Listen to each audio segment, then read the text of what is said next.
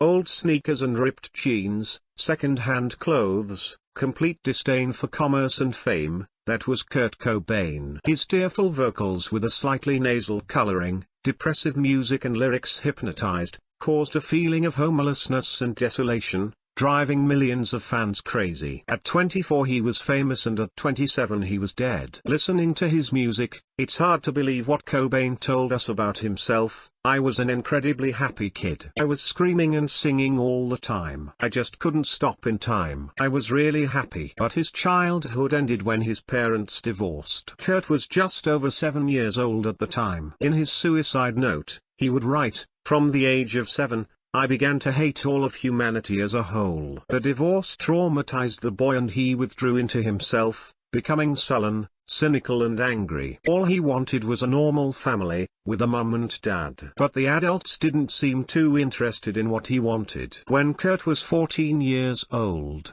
his uncle Chuck gave him a guitar. He had always been drawn to music, and playing the guitar became a real outlet. Meanwhile, in the personal life of his mother, with whom he was left to live, there was a series of changes, however, not too happy. Wendy kept hoping to find a better boyfriend than Kurt's father, but she had no luck. When her son refused to go to art college, she gave him the choice of either looking for a job or leaving home. Kurt chose the latter. For some time he wandered around the flats of friends and casual acquaintances, and even lived for a short time under a bridge by the river. His close acquaintance with the alternative side of life did not add to his cheerfulness and optimism, but it did teach him honesty. The success that hit Nirvana with the release of Nevermind, he commented, "I certainly couldn't let my ego admit that we were so great that we deserved so much attention. I felt stupid because there are a lot of bands on the underground scene that are as good as us or better than us, but somehow we're the only ones that get attention." The disc went multi-platinum,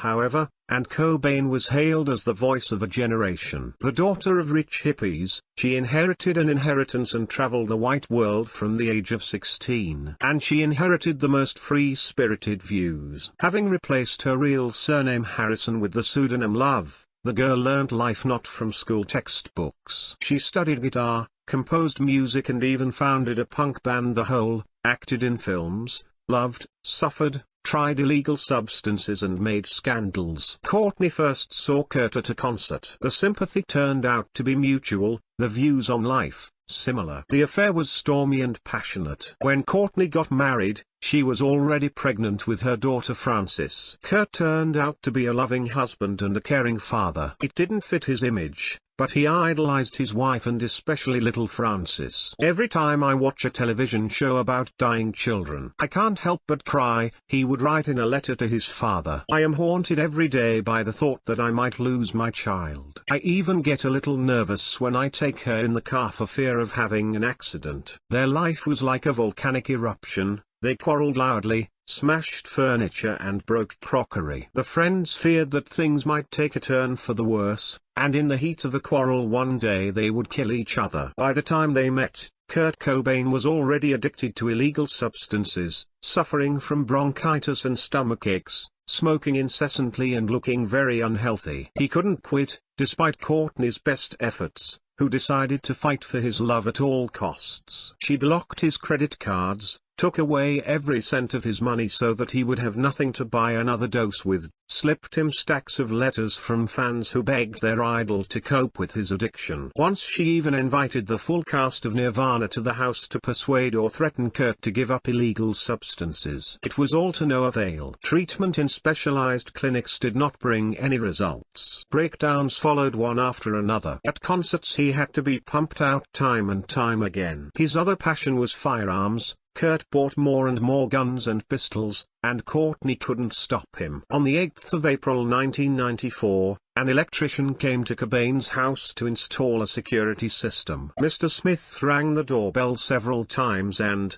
surprised that no one answered, went round the house. He was alerted to the open garage and the Volvo car parked there. Consequently, the owners must be waiting for him, as agreed. But there was no one in the garage. Smith climbed the stairs to the greenhouse and there, behind the glass door, he saw a body lying motionless, a gun and a pool of blood. The police arrived a few minutes later. The report from the scene was formal. No details were analyzed or investigated. The world never learned what really happened. And the fact of Kurt's suicide is still being questioned. One of the alternative versions of his departure is premeditated murder, which Courtney was involved in. The motive is the oldest and most obvious: money. After Kurt's death, Love sold the rights to 50% of his works for the round sum of $50 million.